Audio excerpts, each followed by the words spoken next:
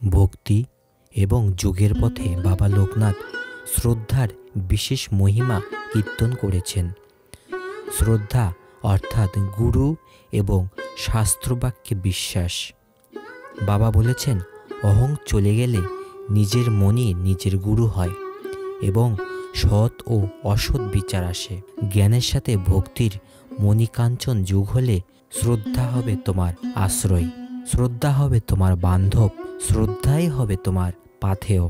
বাবার অতুলনীয় গুরুভক্তি এবং ঐকান্তিক শ্রদ্ধা এই বাণীকে জীবন্ত করে তুলেছে।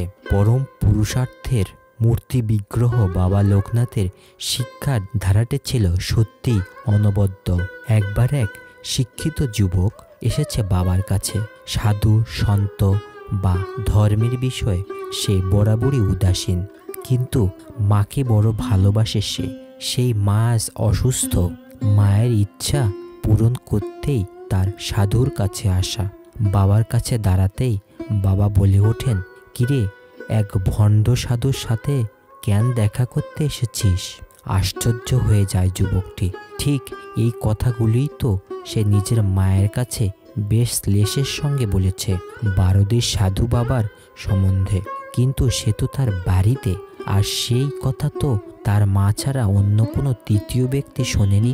তবে সাধু বাবা তা জানলেন কি করে? কিন্তু ধরা পড়ে যেতে কেমন লজ্জায় তার মাথা নত হয়ে আসে। সাধু বাবার সান্নিধ্যে কি এক দিব্য প্রশান্তি বিরাজ করছে অন্তর দিয়ে অনুভব করে যুবকটি। কিছুই বলে না, কেবল মাথা নিচু করে দাঁড়িয়ে থাকে। বাবার ভাবের পরিবর্তন হয়। কোমল স্নেহভরা কণ্ঠে বলেন তিনি, ইচ্ছাই হোক অনিচ্ছাই হোক, যে সন্তান মায়ের আদেশ পালন করে ভগবান তার মঙ্গল করেন। তোর মায়ের প্রার্থনা বিফল হয়নি। তুই যে সরকারি চাকরির জন্য পরীক্ষা দিয়েছিলি তাতে তুই উত্তীর্ণ হয়েছিস। তোর চাকরির খবর নিয়ে যে চিঠি এসেছে সেই চিঠি তোর পকেটে আছে, খুলে দেখ। পকেট থেকে চিঠি বের করে চিঠি খুলে বাবার সত্যতা প্রত্যক্ষ করে যুবকটি বিস্ময়ে হতবাক হয়ে যায়। করুণাদ্র কণ্ঠে বাবা তাকে কাছে ডাকেন।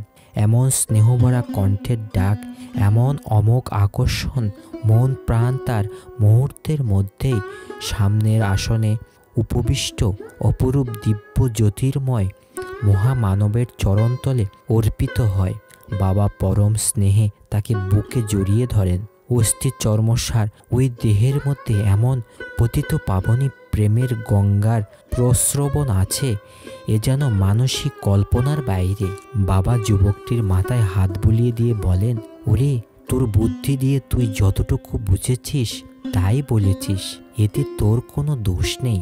কতদিন ধরে কতভাবেই যে ছায়ার মতন তোর সাথে সাথে থেকে তোকে রক্ষা করে চলেছি তা তোর জানার কথা নয়। তবে যে কথাগুলো ভবিষ্যতের জন্য বলছি তা শুনে রাখ, এবং পারিস যদি করার চেষ্টা করিস। তোর সঙ্গে আমার আর দেখা হবে না। কিছুদিনের মধ্যেই তোর কর্মজীবন শুরু হবে। তারপর নানা স্থান ঘুরে এসে তুই এই জেলার কর্তা হয়ে আসবি। দেখিস, এত বড় পদ লাভ করে যেন মোহগ্রস্ত হয়ে সত্যকে ভুলে যাসনি যেন। দুঃখ এবং দরিদ্রতায় ভরা এই সমাজের দুঃখ দূর করতে সর্বদা চেষ্টা করিস। আমি তোর সঙ্গে সঙ্গেই থাকব। যখনই এই কাজে সাহায্য চাইবি তখনই আমার সাহায্য পাবি। যদি আমার প্রতি তোর কৃতজ্ঞতার ভাব অন্তরে অনুভব করিস তো আমাকে ভিক্ষা দিস। দিন দরিদ্র আতুর সহায় সম্বলহীন অনাথের জন্য দয়া করে যা হাতে তুলে দিবি, জানবি তা একমাত্র আমিই পাবো। আমি ছাড়া আর কেউ নেই রে।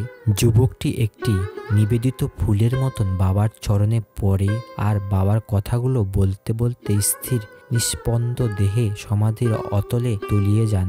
বাবার এই অনবদ্য লীলা কাহিনী কেবল তার ত্রিকালদর্শী সর্বজ্ঞ দিব্য শক্তির পরিচায়ক নয়, সমাজের সার্বিক কল্যাণ এবং দিন দরিদ্র অসহায় জীবের জন্য তার অনুকম্পা, তার কল্যাণময় প্রেমিক সত্তার পরিচায়ক।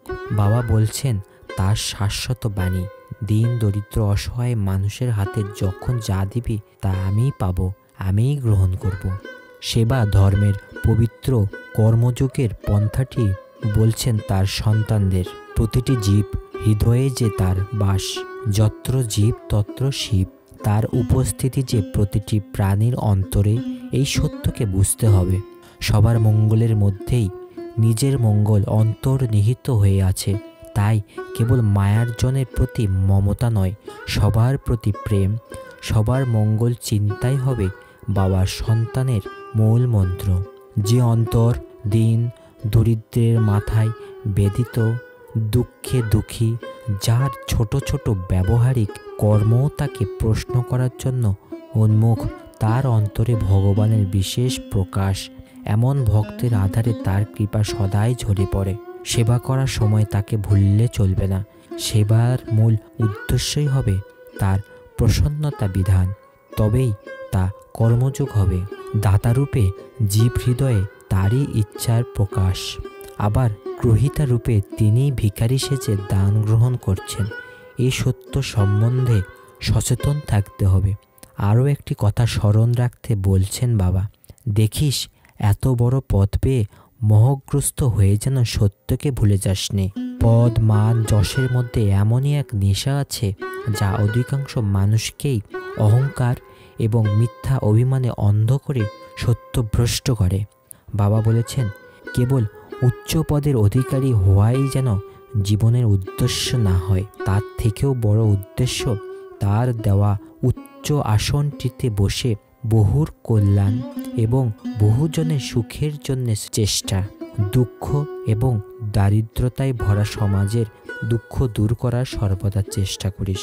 অচেতন অর্থ যশের নেশায় মোহগ্রস্ত মানুষ এই সত্যের পথ অবলম্বন করতে পারে না বলেই প্রভুর দেওয়া সুযোগের অপব্যবহার করে দুঃখের বীজ বপন করে পুনঃ পুনঃ সংসারের আবর্তে পড়ে নরক যন্ত্রণা ভোগ করে। বাবা তাই সন্তানদের সচেতন করতে, জগতে যখন মানুষের শরীর নিয়ে এসেছিস তখন দশের সেবা করে তাকে প্রসন্ন করে জীবন সার্থক করে নে। এতে তোরও মঙ্গল, জগতেরও মঙ্গল।